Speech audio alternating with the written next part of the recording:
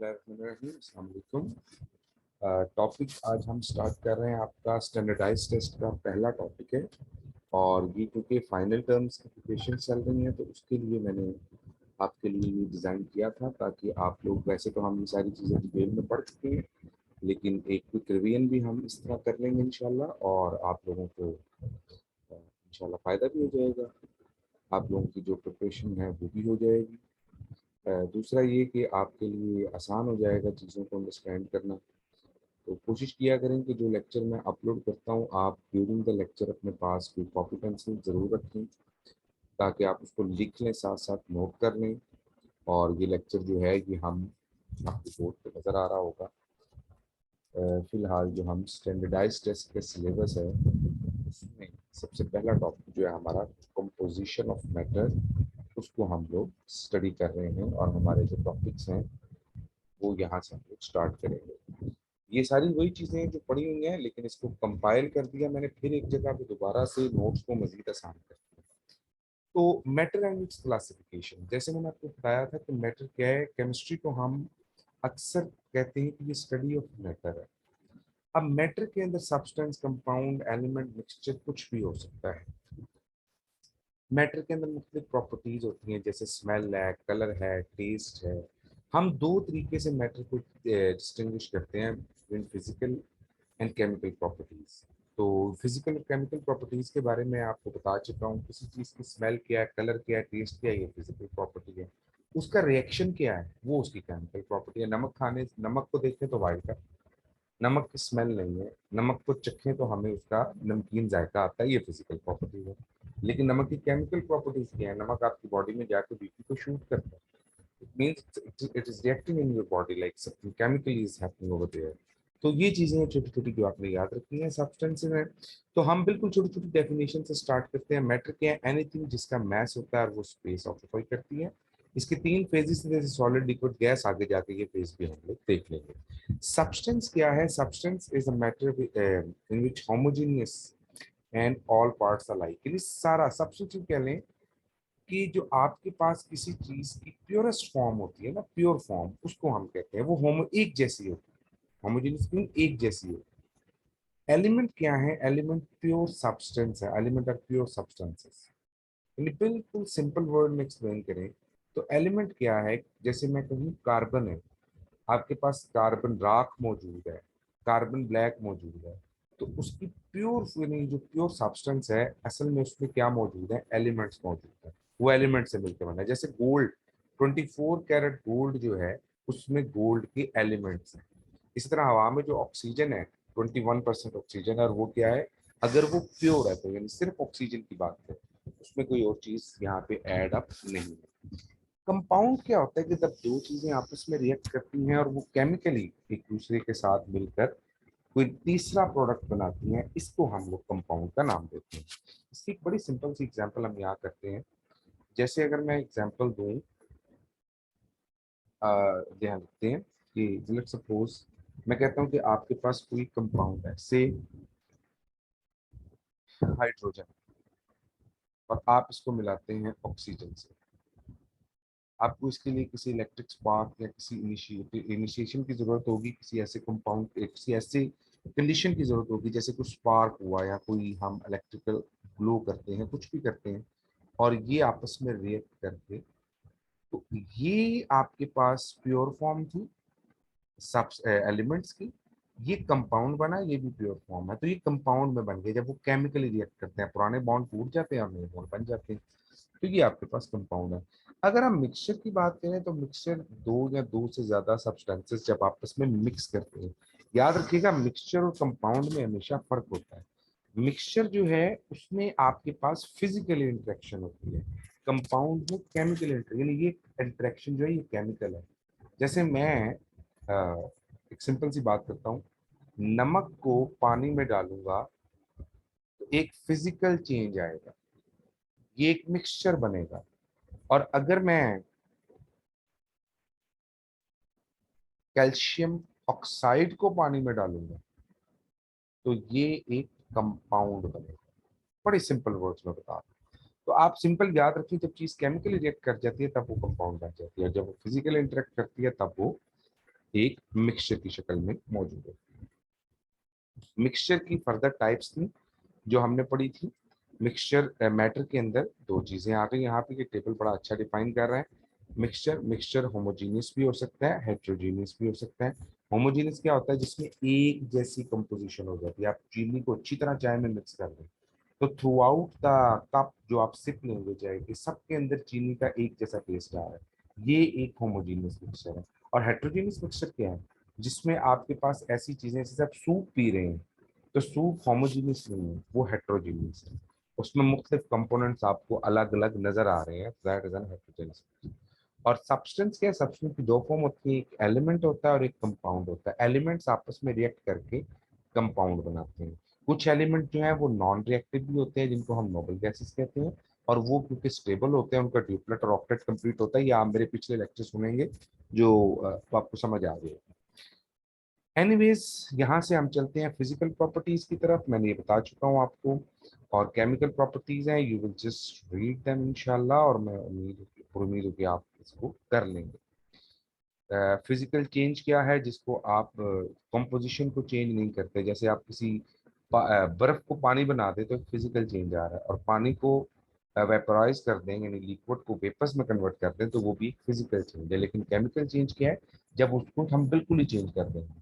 जैसे आप लकड़ी है, लकड़ी को तोड़ देना एक फिजिकल चेंज है, लेकिन लकड़ी को जला देना एक केमिकल चेंज है। इसके अलावा कुछ रिएक्शंस होते हैं जो आप जानते हैं, कुछ रिवर्सेबल होते हैं, कुछ इरिवर्सेबल होते हैं। जैसे किसी चीज को मैं फिर बताऊं, मेल्ट करना पानी को, ये एक फिजिकल चेंज है। सॉरी, आइस को मेल्ट करना एक फिजिकल चेंज है, रिवर्सेबल चेंज है। और अगर मैं केमिकल चेंज की बात करूं, जैसे आप लोग इसको बर्न करते हैं, गैसोलीन को, पेट्रोल को बर्न करते हैं, और वो दोबारा वो वाटर और कार्बन डाइऑक्साइड में कन्वर्ट हो जाता है, तो वो दोबारा वापस कन्वर्ट नहीं हो सकता गैसोलीन में। तो ये आपके पास एक इरिवर्सिबल चेंज आता है। अच्छा, प्योर एंड इनप्योर सब्सटेंसेस। जो प्योर सब्सटेंसेस हैं वो दो किस्म की हैं। जब वो प्योर में जाएंगे, ये टेबल बड़ा अच्छा एक्सप्लेन हुआ है कि वो एलिमेंट और कंपाउंड में बनेंगे। एलिमेंट्स में आपको याद हो, पीरियोडिक टेबल में मेटल्स, नॉन मेटल, मेटलॉइड्स और नोबल गैसेस होती हैं। कंपाउंड मुख्तलिफ किस्म के हो सकते हैं आपके पास।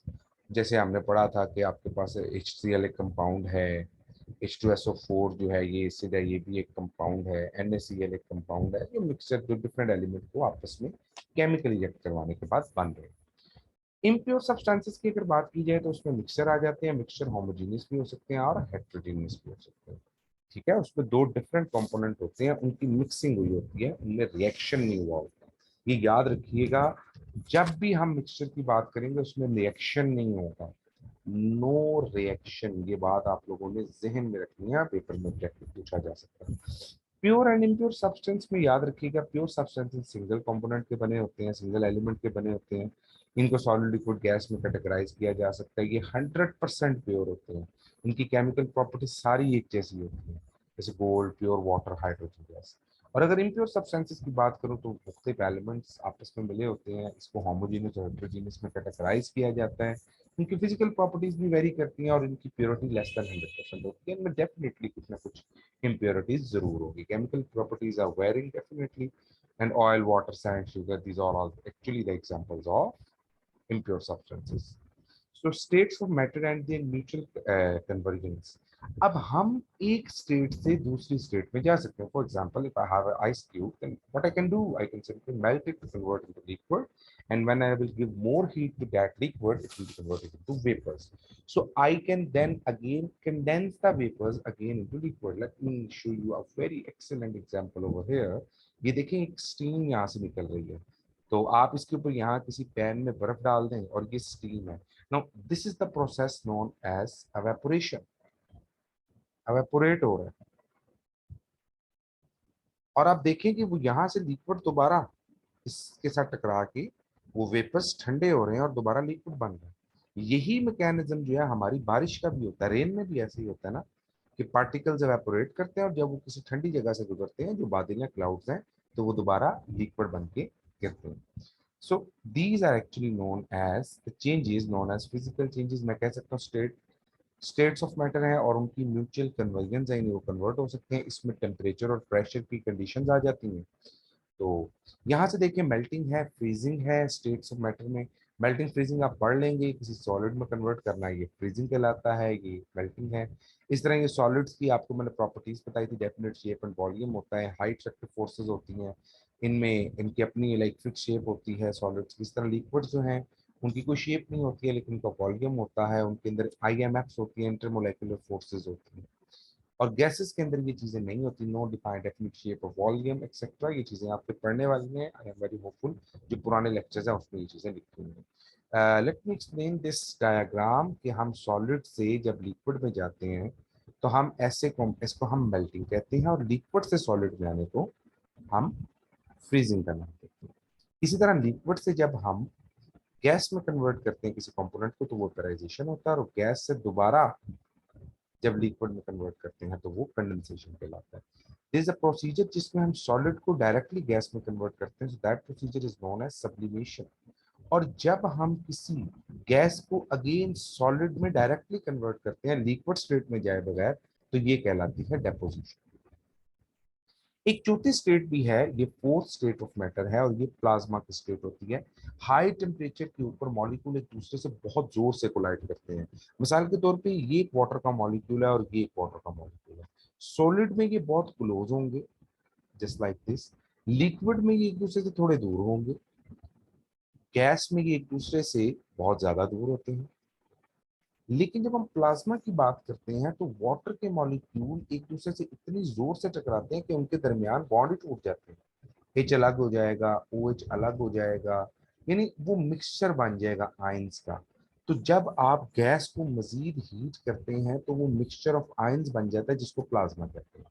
और जब प्लाज्मा को दोबारा हम गैस में कन्वर्ट करते हैं तो it is known as recombination.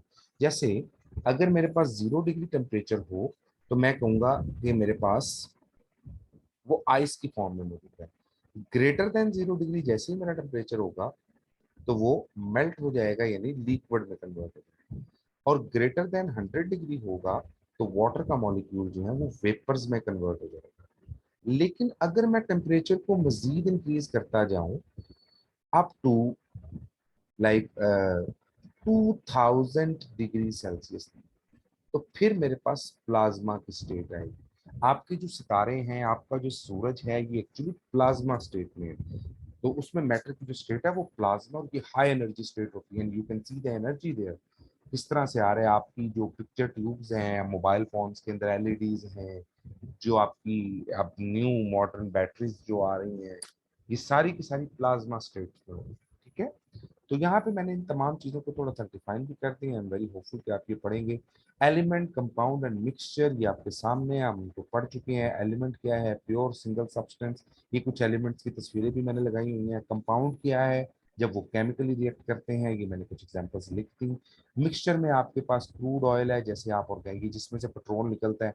आपको पता होगा कि ये सिर्फ पेट्रोल नहीं निकलता, बल्कि मुख्तलिफ किस्म के और भी कंपोनेंट्स जो हैं वो क्रूड ऑयल में से निकलते हैं। जो अरबस्तान में ब्राउन ब्लैक कलर का एक मैटर निकलता है उसको क्रूड ऑयल कहते हैं। उसमें से पेट्रोल, मिट्टी का तेल, गैसोलीन, मतलब बहुत ज्यादा चीजें, कैरोसिन ऑयल और बड़ी चीजें जो है उसमें से सेपरेट होती हैं। वैक्सेस, जेल्स, फिर कोल टार, ये सब चीजें जो है ना ये उसमें क्रूड ऑयल में होती हैं। सी वाटर भी आपको पता है प्योर नहीं होता, उसमें सॉल्ट और सैंड का मिक्सचर होता है। हवा भी प्योर नहीं होती है, उसमें गैसेज हैं। हवा में तकरीबन 21% ऑक्सीजन होती है, 78% नाइट्रोजन होती है, आर्गोन 0.03% कार्बन डाइऑक्साइड होती है, इसी तरह कुछ परसेंटेज आर्गॉन उसके अंदर मौजूद होती है। तो ये तमाम है जो मिक्सचर में मौजूद है। गन पाउडर, गन पाउडर जो है वो क्या एग्जांपल है, वो मिक्सचर है सल्फर, पोटाशियम नाइट्रेट और कार्बन। होमोजेनियस मिक्सचर कौन से होते हैं, जिनमें एक जैसी कंपोजिशन थ्रू आउट होगी, और हेट्रोजीनियस कौन से होंगे, जिनमें डिफरेंट होंगे। तो हेट्रोजीनियस और होमोजेनियस लिखा हुआ है, ये कुछ एग्जांपल भी। हेट्रोजीनियस आपको नजर आ रहा है, सोडा विजाइट ये हेट्रोजीनियस है। चॉकलेट चिप, जो कुकीज हैं आपके पास, बिस्किट और सैंडविच इज हेट्रोजीनियस मिक्सचर। तो ये मिक्सचर होमोजेनियस हेट्रोजीनियस की एग्जांपल भी आपके सामने है। You can see that in homogeneous mixture हमारे पास एक बड़ी तरतीब, और हेट्रोजीनियस मिक्सचर में तरतीब नहीं है। इसी तरह आप ये देखें, जूस जो है आप किसी चीज का निकालते हैं, डेफिनेटली विटामिन मिनरल जो बाकी चीजें होती है, that is also homogeneous mixture. तो ये मिक्सचर इसकी एग्जांपल है। यहां से हमने तीन चीजें पढ़नी है, colloidal, suspension and true solution. अब ये बड़ी मजे की चीज है, देखें आपने नमक को पानी में डाल दिया, अब आपको वो नजर नहीं आएगा। ये एक ट्रू सोल्यूशन है। जबकि आप चौक, आपने देखा होगा बचपन में जैसे ब्लैक बोर्ड पे लिखते हैं, या मिट्टी या रेत, अगर पानी में डाल के उसको बहुत अच्छी तरह शेक करें तो वो उसके अंदर सस्पेंड हो जाते हैं। काली मिर्च सालन के अंदर सस्पेंडेड हुई होती है, ना बॉटम पे बैठती है ना टॉप पे होती है, बल्कि बीच में कहीं मिक्स हुई होती है। मिट्टी को पानी में डाल दे तो जो मिक्सर बनता है वो सस्पेंशन होती है। अब कोलाइडल जो होते हैं ना, ये बड़े पार्टिकल्स होते हैं, ये हमें आम अपनी आंख से नजर तो नहीं आते, लेकिन जब इसको माइक्रोस्कोप से देखते हैं तो नजर आते हैं। ये तो माइक्रोस्कोप से भी नजर नहीं आते, ये माइक्रोस्कोप से नजर आ जाते हैं, और ये हमें अपनी आंख से नजर आ जाते हैं। तो ट्रू सोल्यूशन माइक्रोस्कोप से नजर नहीं आएगा, कोलाइडल माइक्रोस्कोप से नजर आएगा। सस्पेंशन जो है वो आपको वैसी नजर आएगी। अंडे की सफेदी अगर सूप में या पानी में डाल के आप उसको थोड़ा सा बॉईल करें ना, तो आप देखेंगे वो उसके अंदर आपको सस्पेंडेड नजर आएगी। सूप जो है वो सस्पेंशन की एग्जाम्पल है। ठीक है, उसमें मुख्तलिफ चिकन के और अंडे के छोटे छोटे पार्टिकल्स और बाकी जो भी आपको पसंद है, अगर सब्जियां या कुछ भी है तो वो उसके अंदर सस्पेंडेड होता है। इसमें पार्टिकल साइज 1 मिलीमीटर से कम होता है, इसमें 1 to 100 मिलीमीटर होता है कोलाइडल में। और सस्पेंशन में आप देखें 100 मिलीमीटर तक साइज होता है डायमीटर में। ट्रू सोल्यूशन हमेशा होमोजीनियस होते हैं, कोलाइडल हेट्रोजीनियस होते हैं, और सस्पेंशन भी हेट्रोजीनियस होते हैं। अच्छा, ट्रू सोल्यूशन फिल्टर पेपर से भी पास कर जाते हैं।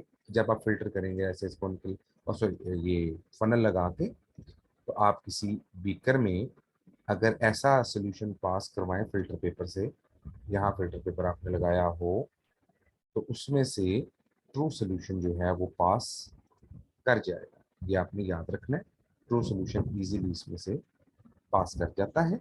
और ये वेजिटेबल मेम्ब्रेन क्या होती है, प्याज छील रहे हो तो उसमें से एक बारीक सी लेयर उतरती है, उसको हम मेम्ब्रेन कहते हैं। अंडा जब छीलते हैं तो उसके अंदर आपको एक बारीक सी व्हाइट कलर की एक लेयर नजर आती है, वो भी मेम्ब्रेन होती है। तो वो वेजिटेबल मेम्ब्रेन जो है, आप उससे जरिए इसको सेपरेट कर सकते हैं। और बिल्कुल जब वो मेम्ब्रेन या फिल्टर पेपर होगा तो ट्रू सोल्यूशन उसमें से पास कर जाएगा। जो कोलाइडल्स होते हैं वो पास नहीं करते हैं, वो फिल्टर पेपर से तो पास कर जाते हैं, क्योंकि फिल्टर पेपर में जो पोर साइज होता है वो बड़ा होता है, लेकिन मेम्ब्रेन से पास नहीं करते। जबकि सस्पेंशन किसी में से भी पास नहीं करेगी। अच्छा, यहाँ एक बड़ी इंटरेस्टिंग पिक्चर है, ये देखिएगा, true solution, colloidal and suspension. यहाँ मैं एक इफेक्ट की बात करूंगा, ये टाइनोटाल इफेक्ट या इसको टिंडाल इफेक्ट भी कहते हैं, ये मैं आपको भी समझाता हूँ क्या है। आप सबसे पहले ट्रू सोल्यूशन, कोलाइडल और सस्पेंशन की एग्जांपल्स देखिए। ये तीनों एग्जांपल्स आपके सामने है। ट्रू सोल्यूशन बहुत छोटे पार्टिकल्स होते हैं, कोलाइडल उससे बड़े होते हैं, और सस्पेंशन हमें अपनी आंख से नजर आते हैं। अब ये देखें, अगर मैं लाइट फोकस करता हूँ एक ट्रू सोल्यूशन के ऊपर, तो लाइट उसमें से पास कर जाएगी। ये है ट्रू सोल्यूशन। कोलाइडल्स में क्या होता है ये देखिएगा, कोलाइडल में भी लाइट तो पास कर जाती है, लेकिन फर्ज करें कि ये कोलाइडल के पार्टिकल्स हैं छोटे छोटे, और मैं इसके ऊपर फॉल करवाता हूँ यहाँ से लाइट। लाइट आके इस पार्टिकल से टकराएगी और थोड़ी स्कैटर हो जाएगी, यहाँ से लाइट आ रही है, इससे टकराई और थोड़ी स्कैटर हो गई। तो जो उसकी स्कैटरिंग है ना लाइट की, ये कहलाती है कोलाइडर। और कोलाइडर के सोल्यूशन में लाइट बकायदा पास करेगी, यानी लाइट इसमें से गुजर जाएगी, लेकिन वो फैल जाएगी। जबकि जो सस्पेंशन होती हैं उसमें से लाइट नहीं गुजरती। मिट्टी डालने पानी में और उसमें से आप टॉर्च ऑन करेंगे तो कभी भी वो पास लाइट नहीं करेगी। ये आपके पास सस्पेंशन है। कोलाइडल में पास तो करेगी, लेकिन क्या होगा कि कोलाइडल से गुजरते हुए वो थोड़ी सी स्कैटर हो जाएगी, फैल जाएगी। ठीक है, जैसे यहाँ से जो लाइट गुजरी है वो ऐसे स्ट्रेट गुजर गई है उसी साइज में, लेकिन यहाँ तक आते आते वो फैल गई है। तो ये मैंने एक छोटा सा टेबल इसमें ऐड किया था, मुझे अच्छा लगा।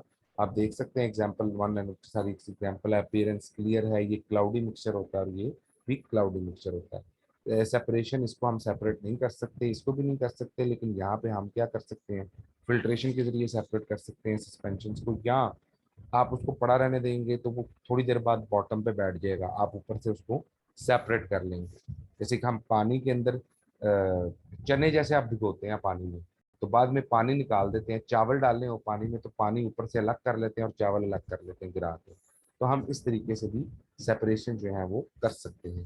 So this is one of the thing जो आप लोग अपने जहन में रखेंगे। फिर देखिए, बीम ऑफ लाइट की बात है, तो लाइट बीम के लिए अभी मैंने बताया कि टिंडाल इफेक्ट है, लाइक कोलाइडल उसको स्कैटर करेगा और जो सस्पेंशन है वो लाइट को पास होने नहीं देगा। The example of true solution is a salt solution. फिर जो आपके पास कोलाइडल है, इसकी एक एग्जाम्पल मायोनीज, मुझे तो बहुत पसंद है, आपको पता नहीं पसंद है कि नहीं। तो वो एक एग्जाम्पल कोलाइडल की हो जाती है। और जो मडी वाटर है, ये सस्पेंशन की एग्जाम्पल है। यहाँ एग्जाम्पल लिखी हुई है, आप इसको किसी भी एक एग्जाम्पल को याद रखें। अब यहाँ पे हमारे पास बाइनरी और टर्नरी मिक्सचर्स है। कि बाइनरी मिक्सचर दो कंपोनेंट के मिक्सचर है, वो सॉलिड भी हो सकते हैं, वो लिक्विड भी हो सकते हैं। और टर्नरी के अंदर तीन होते हैं, वो सॉलिड लिक्विड कुछ भी हो सकते हैं। जैसे अलॉयज हैं, अलॉयज मैंने आपको बताया था तीन डिफरेंट या दो डिफरेंट एलिमेंट्स के मिलके, जैसे कॉपर और जिंक, तो वो ब्रास बन जाता है। ठीक है, आपका जो गोल्ड होता है उसको कभी भी प्योर फॉर्म में नहीं यूज किया जाता, उसमें सिल्वर भी ऐड कर दिया जाता है, उसमें कॉपर भी ऐड किया जाता है। तो आपके पास जो टर्नरी मिक्सचर्स हैं, इसमें तीन कंपोनेंट, थ्री डिफरेंट कंपोनेंट्स होते हैं। अब इनकी सेपरेशन आप कैसे करेंगे? सॉलिड सॉलिड हो सकता है, सॉलिड लिक्विड हो सकता है, और लिक्विड लिक्विड हो सकता है। These are the types. तो हम इसको सेपरेट कर सकते हैं। मिसाल के तौर पे अगर मेरे पास सॉलिड सॉलिड मिक्सचर है, लिक्विड लिक्विड मिक्सचर है, तो हम उसको फिजिकल स्टेट देख के ना आइडेंटिफाई कर लेंगे। मेरे पास पूरा मिक्सचर ही सॉलिड है, तो मैं कहूंगा यार ये तो है ही सॉलिड सॉलिड मिक्सचर। आप मक्खन को डबल रोटी के ऊपर लगा दें, मक्खन भी एक सॉलिड है और डबल रोटी भी एक सॉलिड, तो दोनों के यहाँ सॉलिड सॉलिड मिक्सचर है। और लिक्विड लिक्विड मिक्सचर के हैं, आप अल्कोहल को वाटर में डाल दें। ठीक है, आप एक बार से जो मतलब कोई अल्कोहल वाटर में डाल रहे हैं, या स्प्रिट के अंदर आप पानी डालेंगे, तो वो लिक्विड लिक्विड मिक्सचर है। इसको आइडेंटिफाई करने के लिए हम सिर्फ स्ट्रेट देख सकते हैं। अगर हम सॉलिड लिक्विड मिक्सचर को सेपरेट करें, तो आप क्या करें, आप किसी हॉट प्लेट के ऊपर रखते हैं, जैसे आपने नमक और पानी मिक्स कर दिया। अब मैंने आपको सोल्यूशन दे दिया कि बताएंगे सॉलिड सॉलिड है, या ये लिक्विड लिक्विड है, या लिक्विड सॉलिड है। आप उसको रख देंगे किसी हीटिंग सोर्स के ऊपर। जब हीट करेंगे, अगर तो वो सॉलिड लिक्विड होगा, तो देखिएगा जब हम उसको हीट करेंगे तो अब पानी वेपोरेट कर जाएगा सारा, जबकि सॉलिड पार्टिकल नीचे बॉटम पे बैठे रह जाएंगे। तो इसका मतलब ये हो गया कि ये किसका मिक्सचर था? ये मिक्सचर था सॉलिड लिक्विड का। और अगर सारे का सारा वेपोरेट कर दे, तो वो लिक्विड लिक्विड हो जाएगा। इनकी सेपरेशन के लिए हमने क्योंकि कुछ एक्सपेरिमेंट भी किए थे, जिसमें क्रिस्टलाइजेशन, आप क्रिस्टलाइजेशन को बड़ी अच्छी तरह समझते हैं। सब्लिमेशन है, जिसमें हम लोग सॉलिड और दूसरे सॉलिड को अलग करते हैं, लेकिन उसमें सब्लाइम करते हैं। जैसे नेफ्थलीन और आपके पास सैंड का मिक्सचर हो, तो आप उसको सब्लाइम करेंगे, नेफ्थलीन सब्लाइम कर जाएगी, जबकि जो सॉलिड मटेरियल है वो नीचे रह जाएगा। सेंट्रीफ्यूजिंग, अब ये सेंट्रीफ्यूजिंग क्या है? लस्सी बनाते हैं ना घरों में, मक्खन निकालते हैं, तो वो सेंट्रीफ्यूजिंग होता है, जिसमें पार्टिकल्स ऊपर आ जाते हैं और वो जो लिक्विड होता है नीचे रह जाता है। फिर chromatography is one of the example, it's the example of liquid mixture. हम उसको सेपरेट कर रहे हैं, लेकिन इसकी डिटेल्स हैं, उस डिटेल में जाने की आपको जरूरत नहीं है। इसके अलावा डिकेंटिंग है आपके पास। जैसे मैंने बताया था कि चावलों को पानी में मिक्स किया हो, यानी चावल जब आप धोते हैं, तो चावल सॉलिड है और पानी के अंदर आपने उसको जब धोना होता है, तो आप उसके अंदर से पानी निकाल देते हैं। इससे क्या होता है कि पीछे बच जाता है आपके पास चावल, और पानी जो है वो सारे का सारा पास कर जाता है। इसके अलावा लीविंग द सॉलिड बेहाइंड, फिल्ट्रेशन है, फ्रैक्शनल डिस्टिलेशन है। फिल्ट्रेशन भी आप जानते हैं, फ्रैक्शनल डिस्टिलेशन में लिक्विड लिक्विड को सेपरेट किया जाता है on the basis of their boiling points. ये प्रैक्टिकल में आप लोग पढ़ चुके हैं। और इसी तरह ये मिक्सचर है। तो ये आपके पास टॉपिक था। यहाँ तक देखिएगा कि हम लोगों ने जो आपके सिलेबस का यहाँ से लेके यहाँ तक का पोर्शन है, उसकी एक क्विक रिवीजन की है। और आप इस रिवीजन में सुनेंगे, इनको अच्छी तरह पढ़ेंगे, आई एम वेरी होपफुल कि आपको ये क्लियर हो जाएगा। इसके बाद आते हैं एटॉमिक नंबर, एटॉमिक मास पे। आपको जानते हैं कि जब सम जो नंबर ऑफ प्रोटॉन किसी एटम में होते हैं, वो एटॉमिक नंबर कहलाता है। और एटॉमिक मास क्या है? जो सम ऑफ प्रोटॉन एंड न्यूट्रॉन है। मिसाल के तौर पे ये एग्जांपल आपके सामने है। इसमें आपको दो प्रोटॉन, दो पॉजिटिव चार्जेस नजर आ रहे हैं। तो अगर दो प्रोटॉन हैं, तो ये इसका एटॉमिक नंबर है। और इसमें दो न्यूट्रॉन भी हैं, तो दो प्रोटॉन और दो न्यूट्रॉन को मिक्स करेंगे तो इसका चार एटॉमिक नंबर है। ये देखिएगा, एटॉमिक नंबर मेंशन किया हुआ है और एटॉमिक मास मेंशन किया हुआ है। Atomic mass is actually the sum of protons and neutron. Isotopes क्या होते हैं? मैंने आपको बताया था कि जिनमें नंबर ऑफ प्रोटॉन सेम होते हैं, लेकिन नंबर ऑफ न्यूट्रॉन डिफरेंट होते हैं। जैसे मैं यहाँ पर बात करता हूँ हाइड्रोजन।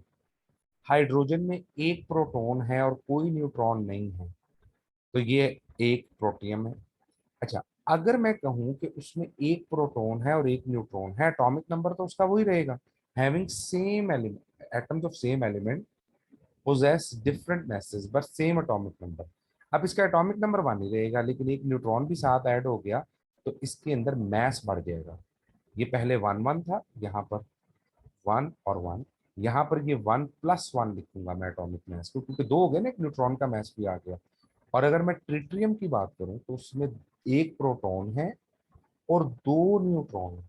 तो अगर ऐसी कंडीशन होगी तो एक प्रोटॉन और 1+2, तो इसका मास 3 हो जाएगा। तो हाइड्रोजन की 3 आइसोटॉप्स होते हैं, प्रोटियम, ड्यूटियम, ट्रिटियम। इनकी केमिकल प्रॉपर्टीज सेम होती हैं, पर इनकी फिजिकल और न्यूक्लियर प्रॉपर्टीज जो होती हैं वो डिफरेंट होने शुरू हो जाती हैं।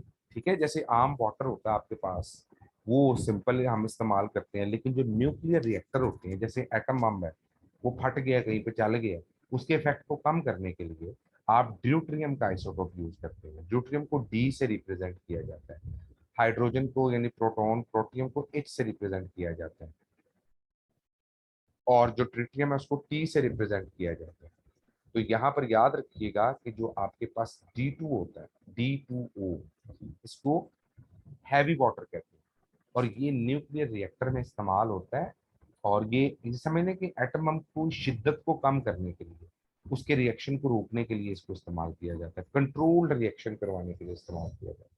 खैर, इट्स एन इंटरेस्टिंग इंफॉर्मेशन, आप इस डिटेल में नहीं जाएंगे, वहां पर सिंपल अगर क्वेश्चन आएगा तो लिखेंगे। ऑक्सीजन के 3 है, निकल के 5 है, कैल्शियम के 6, प्लेटिनम के 6, कैडमियम के 9, टिन के 11 आइसोटॉप्स हैं। इसी तरह आपके पास 280 डिफरेंट आइसोटॉप्स हैं नेचर में। 40 रेडियो एक्टिव है। रेडियो एक्टिव मैंने बताया था, वो आइसोटॉप्स होते हैं जो खुद ब खुद डिसइंटीग्रेट हो जाते हैं, यानी उसके अंदर से रेडिएशन निकलती रहती है और वो टूटते रहते हैं। इसके अलावा 300 के करीब अनस्टेबल आइसोटॉप भी बनाए गए हैं, जिसको आर्टिफिशियल डिसइंटीग्रेशन से बनाया गया था।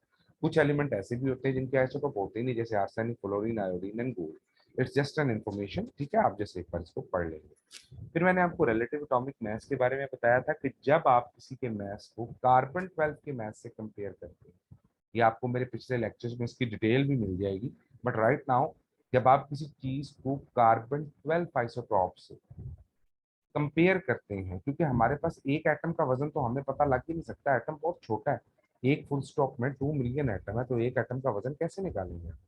It is not possible. लेकिन यहाँ पर क्या किया जाता है, हम एक एटम को, किसी भी एटम को कार्बन के एटम से कंपेयर करते हैं। तो अगर कार्बन के 12 ग्राम उसके 1 मोल बनते हैं, तो फिर उसके साथ कंपैरिजन करके हम बाकी एलिमेंट्स का एटॉमिक वेट निकालते हैं। तो हम, क्योंकि हमारे पास कोई ऐसी मशीन नहीं है कि हम एक तरफ वेट रखें, एक तरफ एटम रखें, we are not going to take aloo कि भाईजान 1 किलो आलू दे दें, वो 1 किलो उधर पत्थर रखेगा, उधर वेट रखेगा, उधर आलू डाल के आपको शापर में डाल देगा, ऐसा नहीं होता। ये बड़े वेट्स हैं। आप एटम इतना छोटा है जिसको आप अपनी आंख से नहीं देख सकते। 20 लाख एटम अगर एक पेंसिल के फुल स्टॉप में है, तो एक एटम कितना छोटा होगा। इतनी सोफिस्टिकेटेड मशीन ही कोई नहीं है कि उसका मैथ निकाल सके। तो फिर हम क्या करते हैं, फिर हम उसको रिलेट करते हैं रिलेटिव टू अदर। तो रिलेटिव करने के लिए हम किसको इस्तेमाल करते हैं, कार्बन को इस्तेमाल करते हैं। This is a very simple way जिससे आप इसको याद रख सकते हैं। अच्छा, यहाँ पर एक मोलिकुलर एंड फार्मूला मैथ्स इस्तेमाल हो रहा है। देखिए, मॉलिक्यूलर और फॉर्मूला मैथ्स में फर्क क्या है। एक मॉलिक्यूल है मेरे पास, जैसे CH4, अगर आप देखिए तो कार्बन का वेट होता है 12 और हाइड्रोजन का वेट है 1। आप इसको 4 से मल्टीप्लाई करेंगे, पेमडास रूल के मुताबिक पहले 12 आएगा, फिर 1 into 4 आएगा, और फिर ये आ जाएगा 16। अच्छा, मीथेन का यानी CH4 का एक मॉलिक्यूल दूसरे मॉलिक्यूल के साथ इंटरेक्शन नहीं करता, इसलिए हम इसका मॉलिक्यूलर वेट निकालते हैं। लेकिन अगर बात करूं एक पॉजिटिव चार्ज की, जैसे सोडियम है, और एक नेगेटिव चार्ज की, जैसे क्लोराइड आयन है, तो आप देखेंगे कि ये पॉजिटिव नेगेटिव एक दूसरे के साथ बड़े बड़े स्ट्रक्चर्स बनाएंगे। जैसे आप ये देख रहे हैं कि मैं एक स्ट्रक्चर ग्रो कर रहा हूँ, तो ऐसा मुमकिन ही नहीं है कि आप अकेला पॉजिटिव और नेगेटिव चार्ज सेपरेट कर सके। यानी आप सॉलिड फॉर्म में NaCl का एक मॉलिक्यूल सेपरेट नहीं कर सकते। तो जब एक मॉलिक्यूल सेपरेट ही नहीं कर सकते तो उसका मॉलिक्यूलर मास आ ही नहीं सकता। फिर आप क्या करते हैं, फिर आप उसके फॉर्मूला को देखते हैं और उसके फार्मूला का मास फाइंड आउट करते हैं। इसलिए हम आयनिक कंपाउंड्स के लिए या आयनिक प्रोडक्ट्स के लिए हम लोग फॉर्मूला मैथ्स यूज करते हैं, और जो हमारे दूसरे कंपाउंड्स हैं जो सेपरेट है, जैसे नाइट्रोजन, ऑक्सीजन, तो इसके लिए हम लोग यूज करते हैं मॉलिक्यूलर मैथ्स। यहाँ एक बड़ी इंटरेस्टिंग चीज है, कॉपर सल्फेट का मैथ्स निकाल लेते हैं। CuSO4 2.5H2O। अब यहाँ बड़ी इंटरेस्टिंग चीज ये होती है, बच्चों को ना ये निकालने में प्रॉब्लम होती है। देखिए कॉपर का मैस आप देखेंगे पीरियोडिक टेबल में अप्रोक्सीमेटली, अगर आप कॉपर का एटॉमिक वेट नोट करें, चले आपके पास टाइम है, आप लोग इसको निकाल लें, कॉपर का एटॉमिक मैस निकालें। अगर आपके पास पीरियोडिक टेबल होगा तो आप उसका मैस निकालेंगे कॉपर का, हाजी शाबाश, तो ये तकरीबन 64 के राउंड अबाउट आ रहा है। 65 भी की लिटरेचर में लिखा हुआ है, 64 65। सल्फर का कितना वेट होता है? सल्फर का वेट है 32 और ऑक्सीजन का वेट है 16 और ये कितने हैं 4।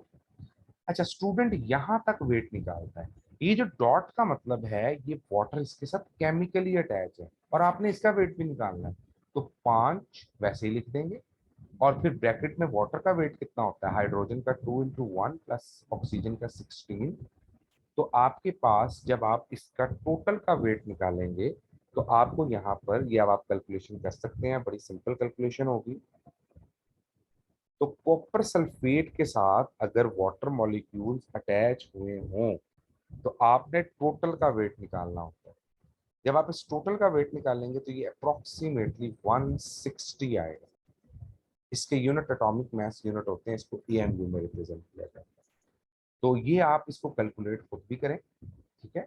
और ये आप बताएं कि कॉपर सल्फेट का जो वेट है वो कितना होगा, और फिर इसके वेट को आप लोग फाइंड भी करेंगे। इसको मैं चले स्टेप बाय स्टेप कर देता हूँ आपको एक, ताकि आपके जहन में रहे। ये देखिएगा, क्योंकि कई स्टूडेंट्स को प्रॉब्लम होगी। 2 × 1 2 + 16, ये आ गया 18, तो आप 5 को 18 से मल्टीप्लाई करेंगे प्लस 32 64 प्लस 32 प्लस 16 × 4, ये आ जाएगा आपके पास 64। 64 और 64 128 हो जाते हैं, तो ये आ गया आपके पास 158 60। 160 यहाँ तक वेट हो गया और 5 × 18। अब आप 5 × 18 को करेंगे, सिंपल है, आप 5 को 18 से मल्टीप्लाई करें। पेपर में आप लोग छोटा कैलकुलेटर ला सकते हैं, तो साइंटिफिक तक ले हैं, लेकिन उसके अलावा तो ये 90 आ गया। तो देखिए हमारी गलती होगी ना, उसके अंदर हमने 5 वाटर मॉलिक्यूल्स का वेट पहले ऐड नहीं किया था। तो 5 वाटर मॉलिक्यूल्स का वेट अगर ऐड करेंगे 160 + 90, तो ये अप्रोक्सीमेटली 250 बन जाएगा। जो हमारा पिछला वेट आ रहा था वो 160 आ रहा था सर। तो ये वाटर मॉलिक्यूल्स का वेट बीच में ऐड करना है आपने, तब आपके ये इस तरह के क्वेश्चन जो हैं उनके पूरे नंबर आएंगे, अदरवाइज आपको उसका मार्क नहीं मिलेगा। तो ये आप लोगों ने जेन में रखना है। इसके अलावा ये मैं नोट्स अभी ग्रुप में शेयर भी कर देता हूँ, आप देख लें। लेक्चर यूट्यूब पे अपलोड हो जाएगा, अच्छे तरीके से इसको पढ़ना है आपने। साथ साथ आप निकाल लें, लेक्चर देखते जाएं और साथ साथ ये चीज़ें पढ़ते जाएं। और बाकी जिनको प्रॉब्लम है, अगर वो इसको भी मजीद डिटेल में चाहते हैं, जो मेरा पिछला लेक्चर था जो मैंने शुरू में अपलोड किए हुए हैं, तो वहाँ से देख सकते हैं, ठीक है। जज़ाकल्लाह खैर, अल्लाह ताला आप लोगों को सलामत रखे, टेक केयर गाइस, अल्लाह हाफिज़। और अभी मैं